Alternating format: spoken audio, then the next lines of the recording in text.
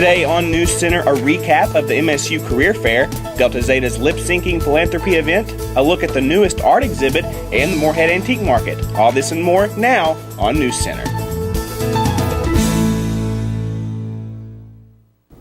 Good evening and welcome to NewsCenter. I'm Chris Nolan-Ingham. And I'm Sarah Burkhart. This is your news for March 6, 2014. Despite the snowy conditions, MSU still held the biannual Career Fair Tuesday. NewsCenter was there. Well, with the wintry weather we've had, there are a few employers missing, but the vast majority are here, and we're hoping the student alumni turn out as good as well. Yeah, I'm just here checking out the job opportunities. It seems like there's a lot here. Hopefully I could find something. We got insurance around here. We got the Waffle House, but I'm just looking around. I'm an advertising major, and I'm looking to obtain a career in the advertising field. I have certain employers in mind that are here today I'm going to speak to and give a resume and cover letter to. It's an excellent opportunity to connect with employers as well as graduate programs. You get a chance to chat with them, share a little bit about your background and your experiences, and get any questions answered. So we hold 2 of these a year, one in the spring, which is this one, and we'll have another one in the fall. It's already scheduled for October 7th.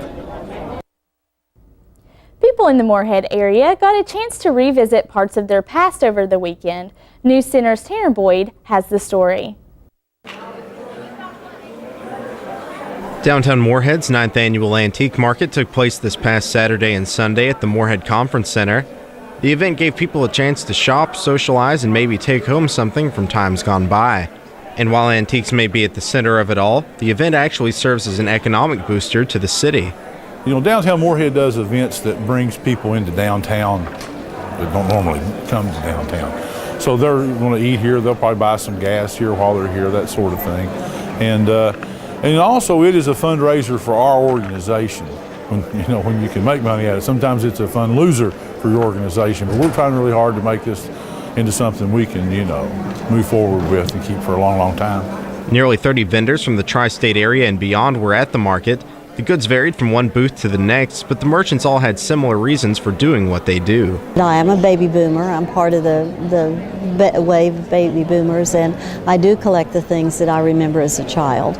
And so many of us grew up with those. We'll remember the old shows, on television. And I think it is the history, and it's also the nostalgia and the handmade, the fact that these things are handmade and have been handed down from generation to generation. On the first day, over 500 people paid a visit to the market, and downtown Moorhead officials say they are preparing for it to be bigger and better for the next year.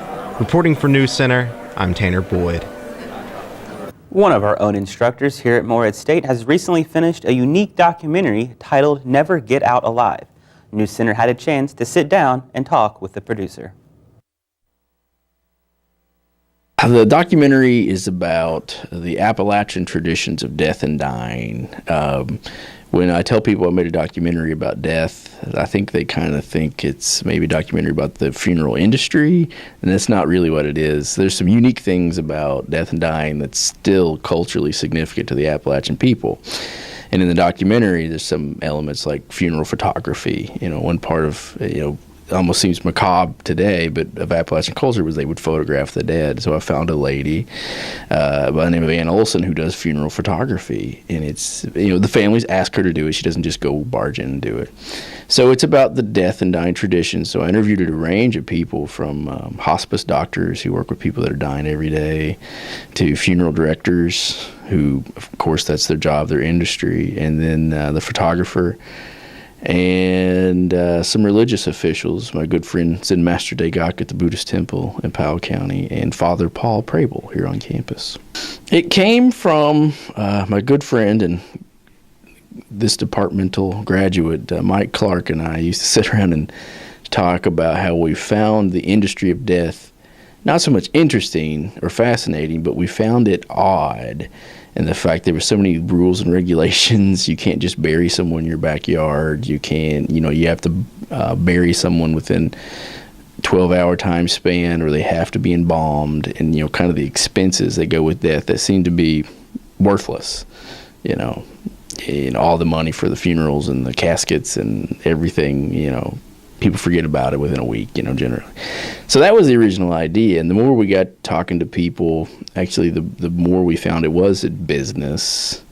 We talked to casket manufacturers, we talked to funeral directors, and that's their job and that's their business. But we kind of found this common thread that when it comes to death and dying, families of the dead spend a lot of money for things that might not be needed, like solid gold caskets or things like that. So that's what kind of started it. And the more we kind of delved into it, the more interesting things we found, like the Appalachian traditions of carving your own tombstone to the photography, things like that. The documentary will premiere March 15th at the Appalachian Studies Association Conference. There will also be 3 showings, one in Moorhead, one in Richmond, and one in Lexington. Governor Steve Beshear is challenging U.S. District Judge John Hayburn's decision to recognize same-sex marriages in Kentucky performed in other states. Beshear said Tuesday that he will appeal the order and is asking Hayburn to put a hold on the matter indefinitely so the state can prepare the appeal. Beshear will pay private lawyers $125 an hour to pursue the case. Attorney General Jack Conway announced in a tearful appearance that he will not challenge the judge's order. Conway announced, from a constitutional perspective, Judge Hayburn got it right, and these laws will not survive on appeal. Beshear's appeal before the Sixth Circuit Court could take a year to 18 months. Just one day after Beshear's announcement, backers of a bill to extend statewide civil rights protection to include gay, lesbian, bisexual, and transgender people won a legislative hearing for the first time in 15 years. However, no vote is scheduled. House Judiciary Chairman John Tilley said the General Assembly is not yet ready to vote on a civil rights bill and that it may be called up at a future date. Members of both sides of the committee still have concerns, and Tilley said this was an attempt to dispel some of those concerns. 6 cities in Kentucky, which represent nearly a quarter of the state's population, have enacted local fairness laws, but there is no statewide protection against LGBT discrimination. Despite the progress of the bill being discussed, supporters of House Bill 171 are left wondering if a vote will ever be called. Stay tuned after the break for a look at weather with Don Young. And a member of Alliance discussing an LGBT conference hosted by MSU. It never gets old, huh? Nope. It kind of makes you wanna... Breaking the song? Yup. I love the sunset. I love Eagle Lake. I love the forest. I love when eagles play. I love the campus! And all its sights and sounds. Boom-de-yada, boom-de-yada, boom-de-yada, boom-de-yada. I love philosophy. We love diversity. I love English. And all its weird words. I love the music. And all its melodies. Boom-de-yada, boom-de-yada. Boom-de-yada, boom-de-yada. I love fraternities. I love sororities. I love to draw things. And all the athletes. I love Moorhead. It's such a pretty place. Boom-de-yada, boom-de-yada, boom-de-yada, boom-de-yada, boom-de-yada, boom-de-yada, boom-de-yada, boom-de-yada.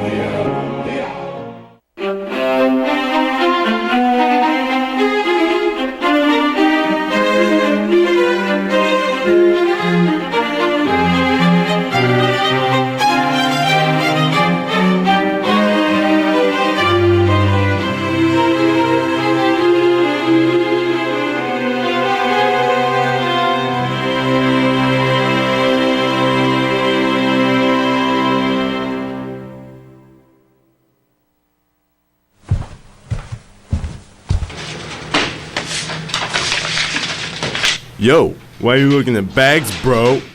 What you need is a chick magnet. You put me in the room and boom, chicks. That's what I'm talking about.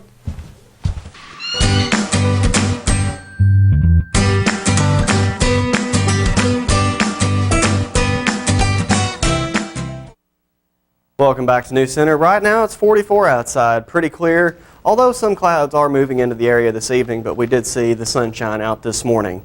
Temperatures about average for this time of year, a little bit warmer today than it has been the past few days, and it's going to continue to warm up, so that's nice. Take a look at our weather picture for the week sent in by James Coleman. This is from that snow we had Monday where we all got to enjoy a day off. So there's that. Nice picture. Thanks, James. Take a look at your record temperature set back in 1976. It was 81, so I wish it was that warm today, but it's not too bad out, so we can't complain. A lot better than the temperature back in 1873 at -1, so not too bad. Take a look at your temperatures across the Commonwealth. 42 in the Derby City, Louisville, and then going up to Covington around 39, and pretty much average around the whole central part of the state. Moving over to Ashland, a little bit warmer, 45 degrees there. Down south, 43 in Somerset, 46 in London. So in the upper 30s to mid 40s across the whole state. Pretty nice. Taking a look at your Doppler radar courtesy of WKYT. You can see those clouds and how they're kind of pushing out of the area, and we don't have much to worry about with that. Your 24-hour planner, 8:37 at midnight tonight, so cooling off. But look at tomorrow. Going into tomorrow, pretty warm. Let's take it to NewsCenter Notices.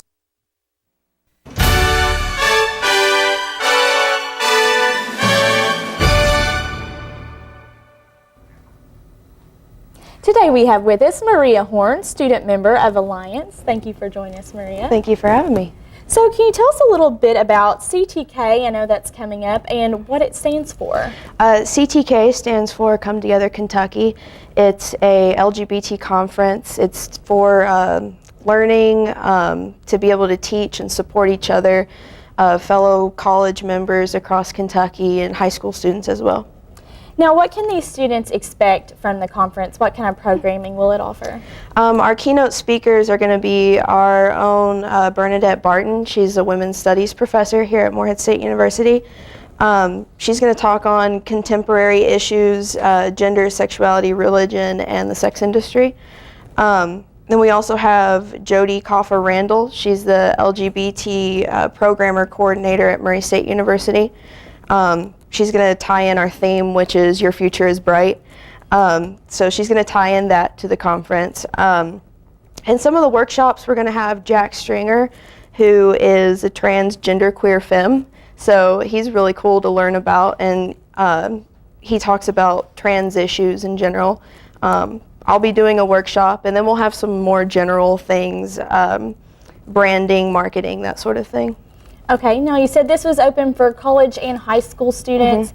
Is that just students here at MSU or in Rowan County, or who is all invited to come to this event? Anyone in Kentucky. It is open. It's Come Together Kentucky. So anyone in Kentucky who is an ally or, you know, LGBT, anyone is invited to come. And do you have any idea of how many people are you expecting to be at this event? We're hoping like at least 40 or so, 40 plus, something like that. Okay. Now I know we have Alliance here on campus, and how is Alliance involved with CTK? Alliance has a lot of yeah, we want to do this, or how about this, a lot of suggestions, that types of things that they make. And then Alliance is doing a lot of the volunteer work for it. You'll see them almost every day, everywhere. So they're really doing a lot of the giving suggestions and then volunteer work and stuff like that. All right. Now, where can people sign up for this event? moreheadstate.edu/CTK. All right. Well, thank you so much for being with us, Maria. Thank you. Stay tuned after the break and have a look at Eagle Athletics with Aaron Burton.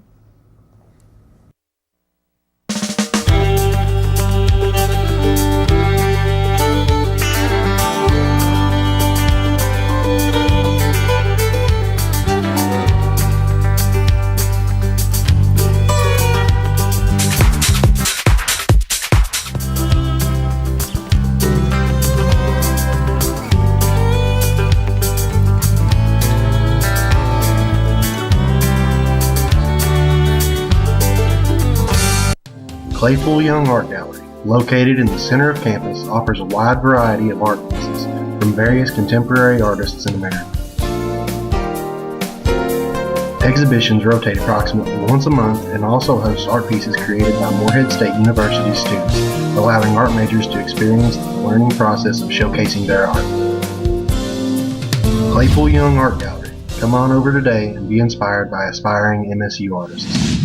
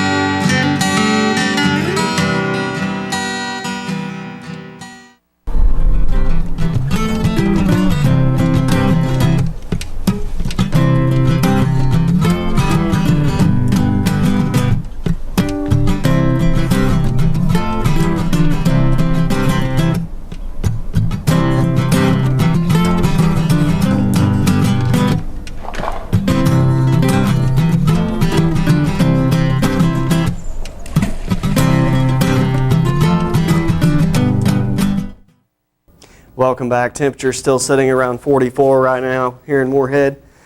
Nice and clear, a few clouds moving in over the evening hours. Humidity sitting around 46%. So over the next couple days, there's about a 20% chance of some sprinkles, showers here and there. But nothing major, no big thunderstorms, nothing we really need to worry about. Right now, wind sitting around 8 miles per hour at a northeast direction. Take a look at your 24-hour planner. About 8 this evening, temperatures around 41, but nice and dry, moving into midnight, dropping down to 37. But look at tomorrow. The past couple of days we've been getting up and it's been about 9 degrees outside. So 29 looks pretty nice, but still a little bit cold. And 1 p.m. tomorrow evening, 47, so a nice day into tomorrow. Taking a look at your temperatures, 38 in Lexington right now, Mount Sterling seeing temperatures around 39, and Frankfort right here, temperatures around 38, so pretty average across the state today. Taking a look at your Doppler radar, courtesy of WKYT, you can see a few of the clouds that kind of moved in the area from the south down towards Georgia and Florida, seeing some nice storms today. Let's take a look at those. They are seeing some crazy wind off the coast of Florida, knots around 50 miles per hour, and possible chance of some flooding down there. So they're taking that storm pretty seriously, coming off of the Gulf and hitting Miami. Tonight, going to be a little bit cloudy moving into the overnight. Sunset around 6:35, so we're starting to get our daytime back. And don't forget to set your clock forward this weekend.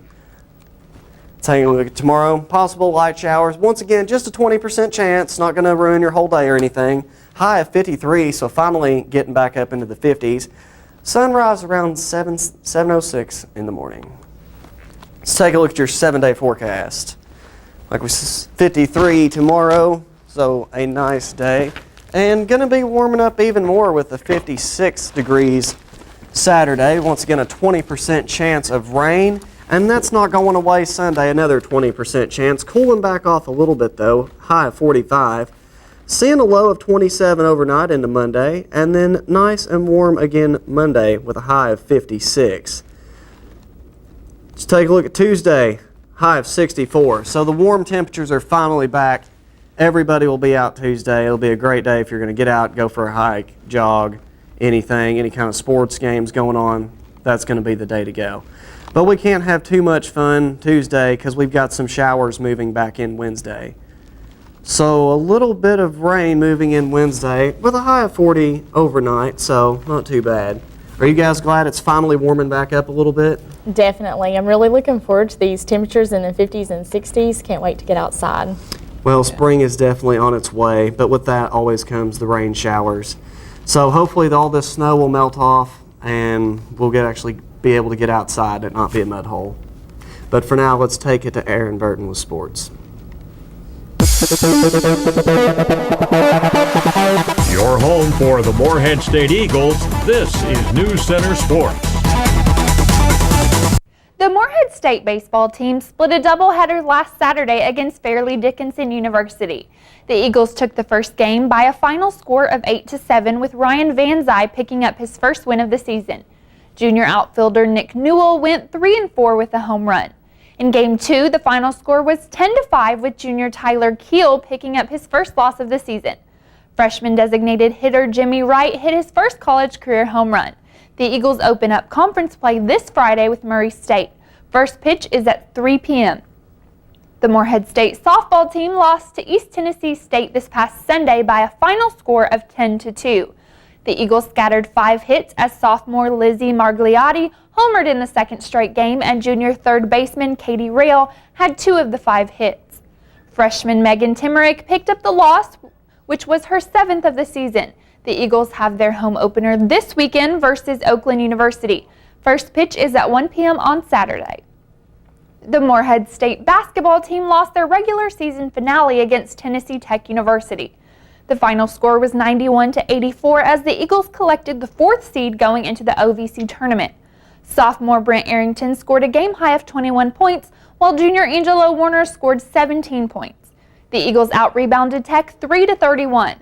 The Eagles' first playoff game is this Thursday at 7 p.m. in Nashville. And now for NewsCenter's Sports Trivia. Which men's and women's basketball players have been named All-Conference by College Sports Madness? A. Angelo Warner, B. Therese Robinson, C. Chad Posthumus, or D. Almisha Jones, or E. all of the above? What do you guys think? Well, they're all great players, so I'm going to go with E. Okay. I'm going to go with Angelo Warner. Okay. I actually also believe it's Angelo Warner. His name seems to come up a lot, and I've seen him when he's played, and he's a pretty good leader, so I'm going to go with Okay, the correct answer is E, all of the above. Almisha Jones and Therese Robinson were named to the women's second team, and Warner was named to the men's second team, while Posthumus was named to the men's third team. So we'll be on the lookout for that. All right, we'll be right back after the break.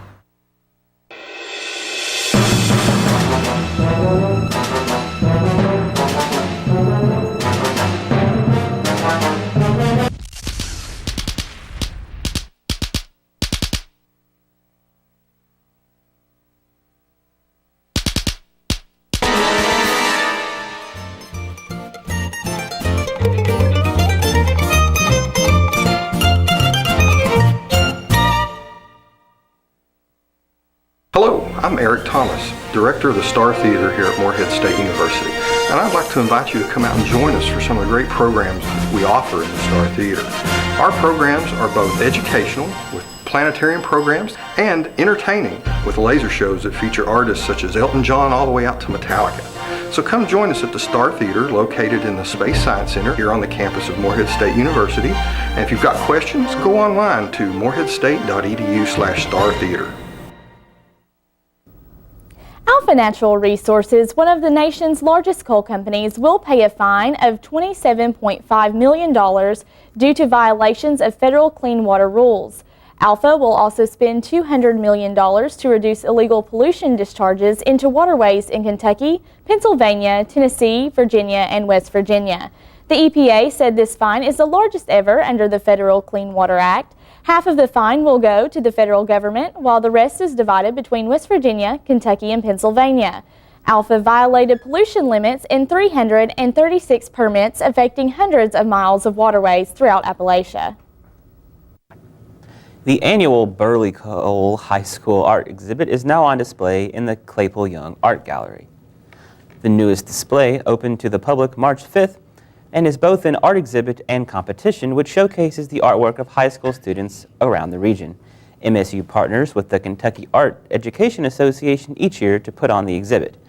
The display will run through March 12th, ending with the Department of Art and Design's annual High School Art Day, where students around the region will visit MSU to take part in hands-on activities and demonstrations. The exhibit is open daily, Monday through Friday from 8 to 4:30 or by appointment. For additional information, you can contact Jennifer Rice, the Art Gallery Director, at 606-783-5446. Morehead State students have been given the opportunity to visit Washington, D.C. for spring break. This trip is uniquely exceptional because of how affordable the university has made it for students. The Student Government Association passed a bill to sponsor $50 per student, and the Department of Student Life has sponsored $200 per student. The trip will consist of 4 days and 3 nights in D.C., where the students will get to visit major monuments, museums, and take a ghost tour downtown.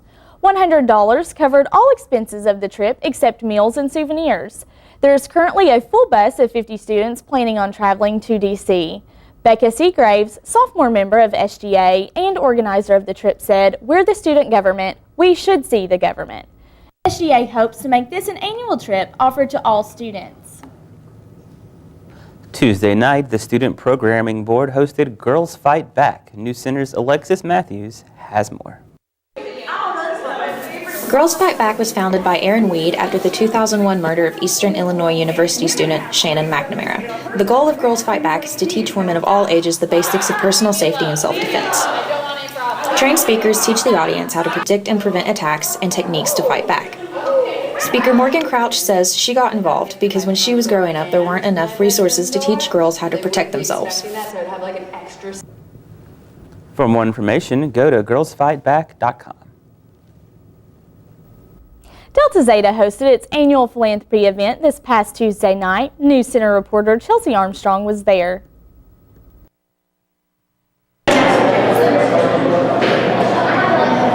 Great Pretenders is something we've been doing for a couple years now, so I personally can't take credit for that. We've been doing it since way before I was here.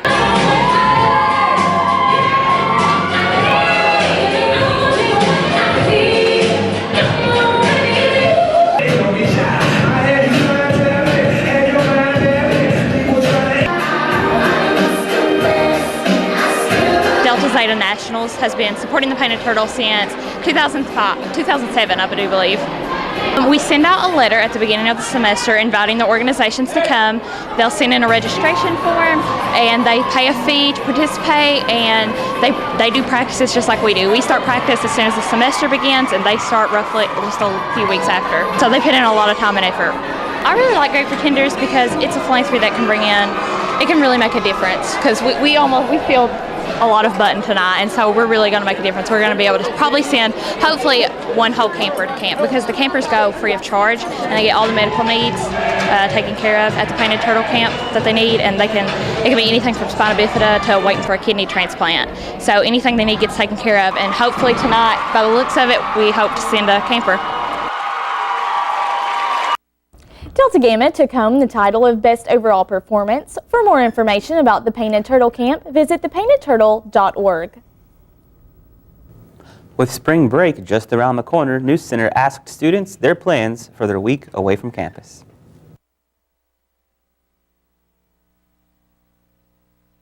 This spring break, I'm going to be getting my wisdom teeth taken out actually on St. Patrick's Day, so the Monday that spring break starts, so I'll be laid up in bed all week. Mostly try to catch up on sleep due to the extensive midterm week and spend a lot of time with family and working as well. I plan on going home and spending time with family. It's been a while since I've been back, so it'll be pretty nice. My plans for spring break are to go home and babysit and job hunt. For spring break, I'm going to Lexington to the boys' Sweet 16 state basketball tournament. I'm going to my friend's house, and we're just going to hang out there. Looks like studying, unfortunately. I'm going to some friend's house in Cincinnati. Well, for spring break, I'm going back home to Columbus, Ohio, and I'm actually going to a couple concerts. I'm going to see Young the Giant on the 17th, and then probably Group Love on the 20th. Have a good night. Thank you.